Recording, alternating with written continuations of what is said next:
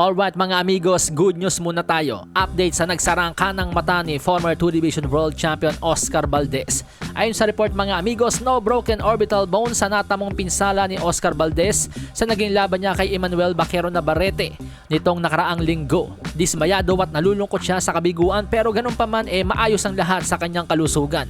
At syempre yun ang pinaka-importante sa lahat. Marami mga boxing fans ang nag-alala sa sinapit ni Oscar Valdez dahil grabe nga po yung pamamaga ng kanyang kanang mata. Inakala ng karamihan na nagtamo ito ng broken orbital bone. Tulad ng mga sinapit na injury nila Yordenis Uga sa kamay ni Errol Spence noon at Kell Brook sa kamay naman ni Triple G. Kadalasan kasi mga amigos kapag ang boksingero ay nagtamo ng ganyang klaseng injury nahihirapan ng makabalik sa dating sila. Now, punta na tayo sa balitang lumulutang ngayon pa lamang sa pagitan ni na WBO World Junior Lightweight Champion Emmanuel Baquero Navarrete at former 2 Division World Champion Shakur Stevenson. Ayon sa report mga amigos, bukas ang pintuan ni Shakur Stevenson sa paikipagtuos kay Emmanuel Navarrete matapos ang panalo ni Navarrete kay Oscar Valdez noong linggo.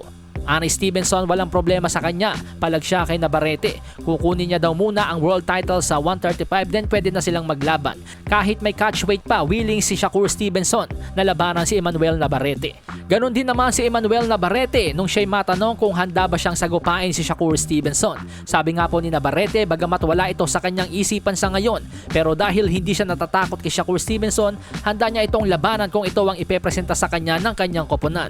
At sa kabutihang palad nga po mga amigos, isang promoter ang dalawang mandirigma under ng Top Rank Promotions, sina Navarrete at Stevenson, so walang malaking magiging sagabal kung gugustuhin ikasa ang nasabing laban. Si Navarrete ay kasalukuyang kumakampanya sa 130-pound division o junior lightweight, habang si Shakur Stevenson naman ay kasalukuyang nasa 135 division o lightweight division. Pero since nabanggit nga po ni Shakur Stevenson na willing siya kahit magkaroon ng catchweight, ibig sabihin po mga amigos, handang maipagsalubong ng timbang si Shakur Stevenson, maybe 132 or 133 pounds. Pero ayon kay Emmanuel Navarrete mga amigos, sakaling maglaban sila ni Shakur Stevenson, kakailanganin niyang mag-adjust sa kanyang technique at estilo. Dahil nga naman hindi basta-basta ang isang Shakur Stevenson. Samantala mga amigos, ang tumalo naman at lumampaso kay WBC World Featherweight Champion Ray Vargas na si O'Shaquie Foster, ang kasalukuyang WBC Super Featherweight World Champion. Hinahamon po ngayon si Emmanuel Baquero Navarrete.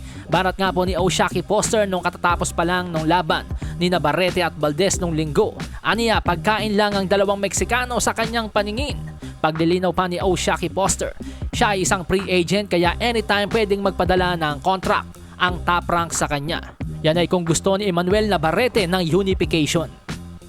Sa hinang baraha, patunayan mo sa akin ha. Sino man ang mabunot na kalaban, di ka tatakbo ha. Sa bayan ko sa bayan, papalag ako para sa bayan.